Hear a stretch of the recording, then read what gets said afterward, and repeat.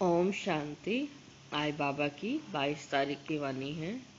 मीठे बच्चे, बाप को तुम बच्चे ही प्यारे हो। बाप तुम्हें ही सुधारने के लिए श्रीमत देते हैं। सदा ईश्वरीय मत पर चल, स्वयं को पवित्र बनाओ। प्रश्न है, विश्व की शांति की स्थापना और कब और किस विधि से होती है? उत्तर है, तुम जानते हो विश्व में शांति तो महाभारत लड़ाई के बाद ही होती है, लेकिन उसके लिए तुम्हें पहले से ही तैयार होना है। अपनी कर्मातीत अवस्था बनाने की मेहनत करनी है। सृष्टि के आदि मध्य अंत का ज्ञान का सिमरण कर बाप की याद में संपूर्ण पावन बनना है। तब इस सृष्टि का परिवर्तन होगा। गीता है, आज अंधेरे में है इंसान। ओम शांति। ये गीत है भक्ति मार्ग का गाया हुआ। कहते हैं, हम अंधेरे में हैं, अब ज्ञान का तीसरा नेत्र दो। ज्ञान मांगते हैं ज्ञान सागर से, बाकी है अज्ञान। कहा जाता है कलयुग में सब अज्ञान की आसुरी नींद में सोए हुए कुंभकर्ण हैं। बाप कहते हैं ज्ञान तो बिल्कुल ही सिंपल है।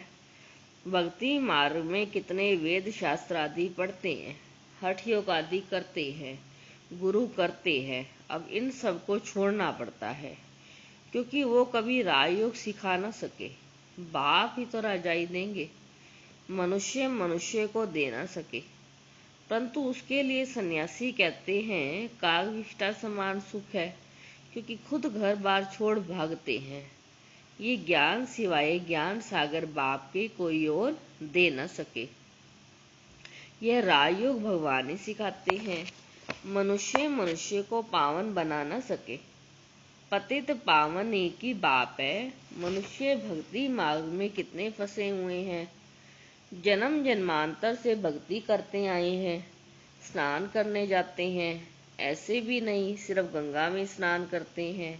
जहाँ भी पानी का तालाब आदि देखेंगे तो उसको भी पतित पावन समझते हैं। यहाँ भी गौमुख है, झरने से पानी आता है जैसे कुएं में पानी आता है, तो उनको पतित पावनी गंगा थोड़े ही कहेंगे। मनुष्य समझते हैं यह भी तीर्थ है। बहुत मनुष्य भावना में वहां जाकर स्नान आदि करते हैं। तुम बच्चों को अभी ज्ञान मिला है, तुम बतलाते हो तो मानते नहीं। अपना देह अहंकार बहुत है। हम इतने शास्त्र पढ़े हैं। बाप कहते हैं ये पढ़ा हुआ सब बोलो। अब इन सब बातों को मनुष्यों को कैसे पता पड़े, इसलिए बाबा कहते हैं ऐसे ऐसे पॉइंट्स लिखकर एरोप्लेन द्वारा गिराओ। जैसे आजकल कहते हैं विश्व में शांति कैसे हो। कोई ने राय दी तो उनको इनाम मिलता रहता है, और वो शांति की स्थापना तो कोई कर ना सके। शांति है कहाँ, झूठी प्राइज देते रहते हैं। अब तुम जानते हो विश्व में शांति तो होती है लड़ाई के बाद। यह लड़ाई तो कोई भी समय लग सकती है, ऐसी तैयारी है। सिर्फ तुम बच्चों की ही देरी है। जब तुम बच्चे कर्मातीत अवस्था को पाओ, इसमें मेहनत है। बाप कहते हैं मामेकम याद करो और रस व्यवहार में रहते कमल फूल समान पवित्र बनो, और सृष्टि के आदि मध्य अंत का ज्ञान का सिमरण करते रहो। तुम लिख सकते हो ड्रामानुसार कल पहले मुहाफिक विश्व में शांति स्थापन हो जाएगी। तुम यह भी समझा सकते हो कि विश्व में शांति तो सतयुग में ही होती है, या जरूर अशांति रहेगी। परंतु कई हैं जो तुम्हारी बातों पर विश्वास नहीं करते, क्योंकि उनको स्वर्ग में आना ही नहीं है, तो श्रीमत पर चलेंगे नहीं। यहाँ भी बहुत हैं जो श्रीमत पर पवित्र रह नहीं सकते। बाबा क्या कह रहे, यहाँ भी बहुत हैं जो श्रीमत पर पवित्र रह नहीं सकते। ऊंचे ते ऊंचे भगवान की तुमको मत मिलती है। कोई की चलन अच्छी नहीं होती है तो कहते हैं ना, इसको ईश्वर मत दे। अब तुमको ईश्वरीय मत पर चलना चाहिए। बाप कहते हैं 63 जन्म तुमने विषय सागर में गोते खाए हैं। अब बाप बच्चों से बात करते हैं, बच्चों को ही बाप सुधारेंगे। सारी दुनिया को कैसे सुधारेंगे? बाहर वालों को कहेंगे बच्चे से समझो। बाप बाहर वालों से बात नहीं कर सकते। बाप को बच्चे ही प्यारे लगते हैं, सौतेले बच्चे थोड़े ही लगेंगे। लौकिक बाप भी सपूत बच्चों को धन देते हैं। सब बच्चे समान तो नहीं कहेंगे। बाप भी कहते हैं जो मेरे बनते हैं उन्हों को ही मैं वर्षा देता हूँ, जो मेरे नहीं बनते हैं वो हजम नहीं कर सकेंगे, श्रीमत पर चल नहीं सकेंगे। वो है भगत। बाबा के बहुत दुख है ना, बाबा के बहुत देखे हुए हैं ना। कोई बड़ा सन्यासी आता है तो बहुत उन्हों के फॉलोअर्स होते हैं, चंदा इकट्ठा करते हैं, अपनी अपनी ताकत अनुसार फाइन बहुत चंदा इकट्ठा करते हैं, अपनी अपनी ताकत अनुसार फंड निकालते रहते हैं। या तो आप बाप ऐसा नहीं कहेंगे फंड इकट्ठा करो, नहीं, या तो जो बीज बोएंगे 21 जन्म उसका फल मिलेगा। मनुष्य दान करते हैं तो समझते हैं ईश्वर अर्थ हम करते हैं, ईश्वर समर्पण कहते हैं ना, तो वो कहेंगे कृष्ण समर्पणम। कृष्ण का नाम क्यों लेते हैं? क्योंकि गीता का भगवान समझते हैं। श्री राधे अर्पणम कभी नहीं कहेंगे, ईश्वर कृष्ण अर्पणम कहते हैं, ईश्वर या कृष्ण अर्पणम कहते हैं। जानते हैं फल देने वाला ईश्वर ही है। कोई साहूकार के घर जन्म लेते हैं ना तो कहते हैं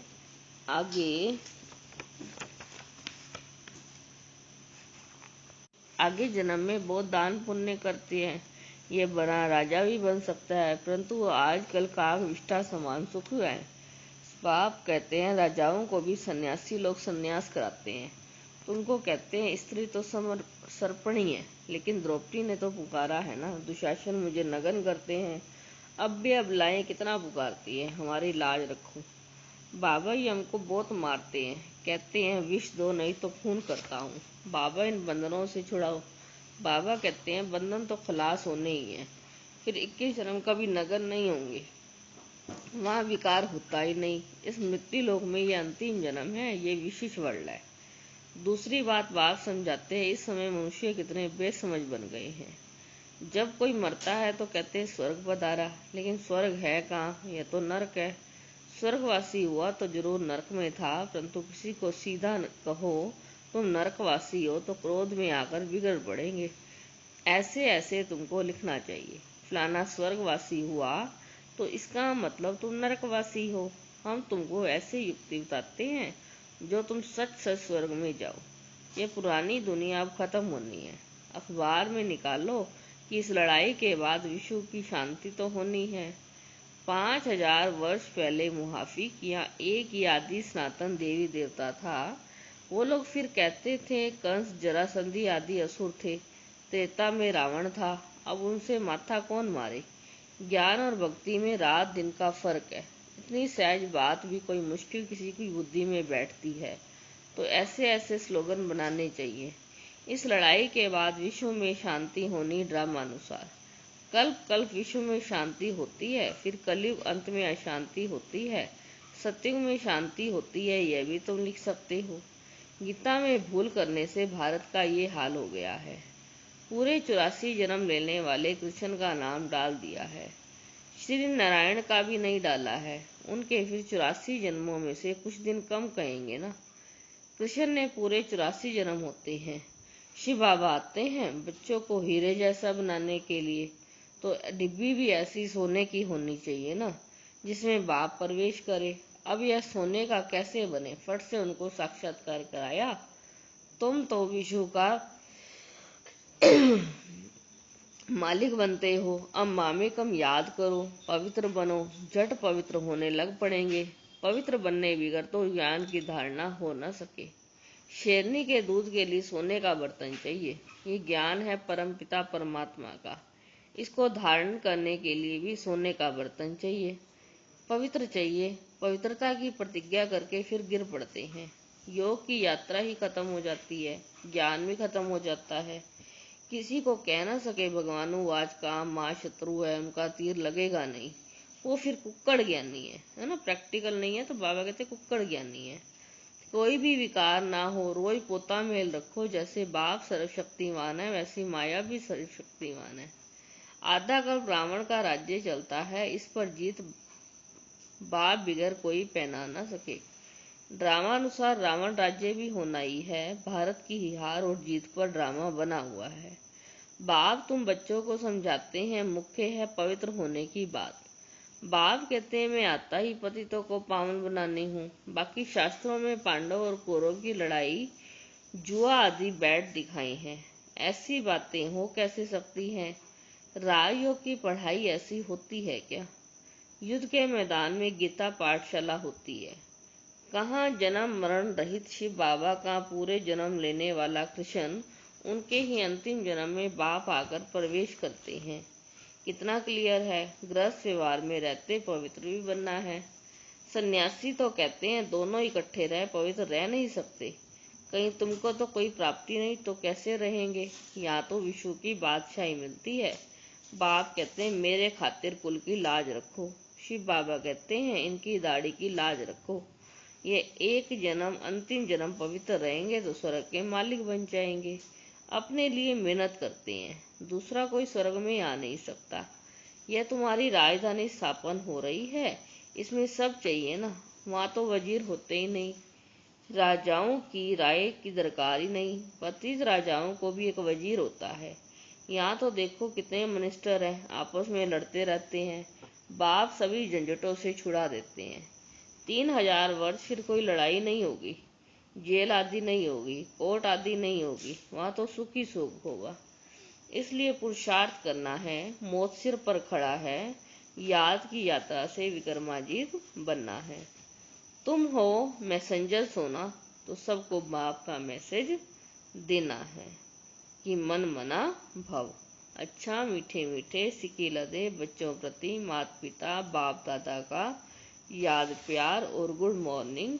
रूहानी बाप की रूहानी बच्चों को नमस्ते। हम रूहानी बच्चों की रूहानी बाप दादा को नमस्ते नमस्ते। धारणा है। फर्स्ट पॉइंट है, ज्ञान की धारणा करने के लिए पवित्र बन बुद्धि रूपी बर्तन को स्वच्छ बनाना है। सिर्फ कुक्कड़ ज्ञानी नहीं बनना है। दूसरी पॉइंट है, डायरेक्ट बाप के आगे अपना सब कुछ अर्पण कर श्रीमत पर चलकर 21 जन्मों के लिए राजाई पद लेना है। बाबा ने वरदान दिया, शुद्धि की विधि द्वारा किले को मजबूत करने वाले सदा विजयी और निर्विघ्न भव। इस किले में हर आत्मा सदा विजयी और निर्विघ्न बन जाए, इसके लिए टाइम पर चारों ओर एक साथ योग के प्रोग्राम रखो। फिर कोई भी स्टार को काट नहीं सकेगा, क्योंकि जितनी सेवा बढ़ाते जाएंगे उतना माया अपना बनाने की कोशिश भी करेगी। लेकिन जैसे कोई भी कार्य शुरू करते समय शुद्धि की विधियां अपनाते हो, ऐसे संगठित रूप में आप सर्वश्रेष्ठ आत्माओं का एक ही शुद्ध संकल्प हो विजयी है। यह है शुद्धि की विधि, जिससे किला मजबूत हो जाएगा। स्लोगन है, युक्ति युक्त व यथार्थ सेवा का प्रत्यक्ष फल है खुशी। युक्ति युक्त व यथार्थ सेवा का प्रत्यक्ष फल है खुशी। उसके बाद मातेश्वरी जी के अनमोल महावाक्य आज मुरली में आए हैं। अब विक्रम बनाने की कंपटीशन नहीं करनी है। पहले तो अपने पास ये एम अवश्य रखनी है, हमको किसी भी रीति से अपने विकारों को वश करना है, तभी ईश्वरीय सुख शांति में रह सकते हैं। मुख्य पुरुषार्थ है खुद शांति में रहकर औरों को भी शांति में लाना। इसमें सहन शक्ति जरूर चाहिए। सारा अपने ऊपर मदार है। ऐसे नहीं कोई कुछ भी कहे तो अशांति में आ जाना चाहिए। नहीं, ज्ञान का पहला गुण है सहन शक्ति धारण करना। देखो अज्ञान काल में भी कहते हैं, भले कोई कितनी भी गाली देवे ऐसे समझो मुझे कहाँ लगी है। भले जिसने गाली दी खुद भी अशांति में आ गया, उन्हों का हिसाब किताब अपना बनाना। लेकिन हम भी शांति में आए, कुछ कह दिया तो फिर हमारा विक्रम बनेगा। तो विक्रम बनाने की कंपटीशन नहीं करनी है, अपने को तो विक्रमों से को भस्म करना है, ना कि बनाना है। ऐसे विक्रम तो जन्म जन्मांतर बनाते आए और दुख उठाते आए। अब तो नॉलेज मिल रही है ना, इन 5 विकारों को जीतो। विकारों का भी बड़ा विस्तार है, बहुत सूक्ष्म रीति से आते हैं। कभी ईर्ष्या के रूप में आ जाते हैं तो सोचते हैं कि इसने ऐसा किया, मैं क्यों ना करूं। क्या ये बड़ी भूल है? अपने को तो अब भूल बनाना है ना। अगर कोई ने कुछ कहा तो ऐसे समझो यह मेरी परीक्षा है, कितने तक मेरे अंदर सहन शक्ति है। अगर कोई कहे मैंने बहुत सहन किया, एक बारी जोश आ गया तो आखिरी दिन फेल हो गए। जिसने कहा उसने अपना बिगाड़ा, परंतु अपने को तो बनाना है ना कि बिगाड़ना है। इसलिए अच्छा पुरुषार्थ कर जन्म जन्मांतर के लिए अच्छी प्रारब्ध बनानी है। बाकी जो विकारों के वश है, गोया उनके भूत के वश है। भूतों की भाषा ऐसी निकलती है, परंतु जो दैवी सोच है उनकी भाषा दैवी ही निकलेगी। तो अपने को देवी बनाना है, ना कि आसुरी। ओम शांति।